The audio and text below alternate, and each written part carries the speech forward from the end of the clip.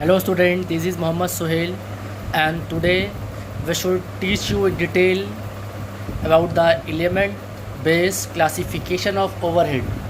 Student, जैसे कि आप देख सकते हैं कि आज मैं आपको एक बहुत इम्पॉर्टेंट चीज़ बताने जा रहा हूँ। आप लोग को ओवरहेड के बारे में मैंने समझा दिया था क्या होता है। चलिए एक बार फिर से हम लोग ओवरहेड चैप्टर्स को रिकैप कर लेते हैं। ठीक है बच्चों, चलिए व्हाट इज़ ओवरहेड। मैंने आपको लास्ट क्लास में बताया बच्चों कि overhead is the aggregate of all indirect material cost, all indirect labour cost and all indirect expenses.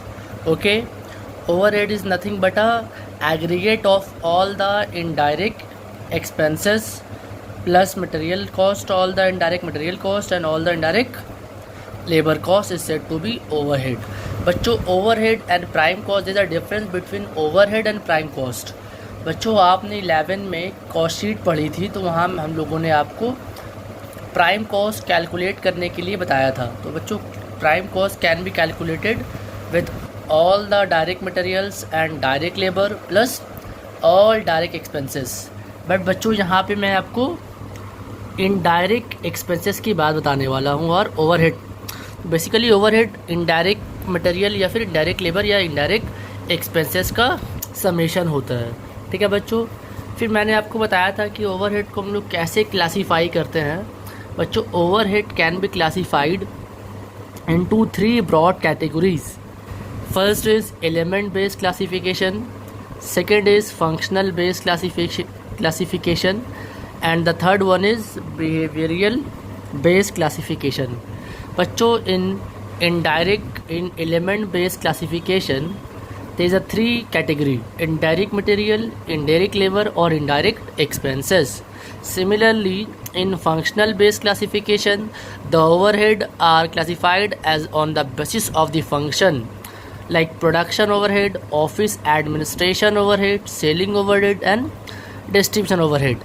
And lastly, the overhead are also classified on different categories as per their behavior. ठीक है, according to this category students there are 3 types: fixed overhead, variable overhead and the third one is semi variable overhead. Today we will discuss element based overhead classifications. Students, there are 3 categories under element based classification of overhead. And the first one is indirect material. What is indirect material? All the materials and inputs that is used in the production process and that is not directly consumed and that should not be directly identifiable for a particular cost center or a particular cost unit is said to be indirect material. जितने भी indirect materials हैं जो कि directly consume नहीं किए जाते हैं किसी पर्टिकुलर प्रोडक्शन में या फिर किसी पर्टिकुलर प्रोडक्ट को बनाने में, that is said to be indirect material. ठीक है बच्चों, अब आप पूछेंगे सर इनडायरेक्ट मटेरियल का एग्जांपल। तो बच्चों, मैंने यहाँ पे एग्जांपल बहुत सारे लिख दिए हैं, जैसे लुब्रिकेंट ऑयल, गम, ग्रीस ऑयल, जैसे फेविकॉल वगैरह का इस्तेमाल डायरेक्टली और इनडायरेक्टली, है ना, इनडायरेक्टली किया जाता है। That is said to be indirect material cost. What is indirect material cost? Indirect material cost refers to all the material cost that is consumed by a production or used in the production process indirectly, not directly. ठीक है, and that cannot be easily identifiable, that is not traceable, that is said to be indirect material cost. Similarly, what is indirect labor? Student, the labor cost which is not directly identifiable. ऐसा expense जो directly identify नहीं हो सकता है वो labour cost को हम लोग क्या बोलते हैं? Indirect labour cost. बच्चों, इनडायरेक्ट लेबर कॉस्ट क्या हुआ? Indirect labour cost are said to be a cost which is not directly identifiable for a particular cost centre और a particular cost unit and that is not easily traceable. Example for this types of indirect labour cost are salary paid to the supervisors, salary to the watchman and many are the examples are there in also there in the examples are also there. ठीक है, तो आप देख सकते हैं बहुत सारे writers के बुक में बहुत सारे एग्जाम्पल्स दिए गए हैं। And the last one is indirect expenses. जो एक्सपेंसेस जो इनडायरेक्ट मटेरियल और इनडायरेक्ट लेबर नहीं होता है तो ऐसे एक्सपेंसेस को हम लोग बच्चों क्या बोलते हैं? Indirect expenses. What the expenses which are not come under the category of indirect material nor it come under the category of indirect labor, then it is said to be indirect expenses. Example, factory rent, factory lighting. Okay बच्चों, तो element based classification of overhead is very important.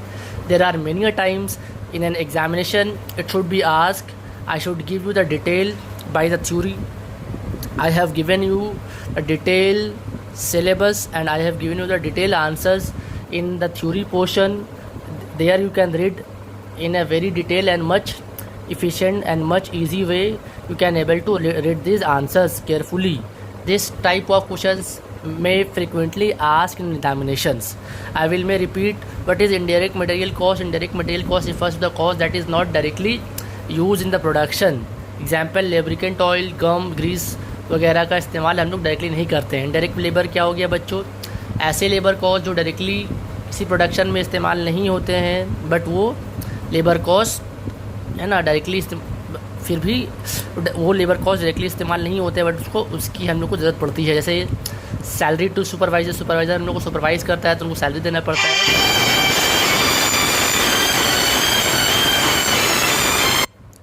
Indirect expenses.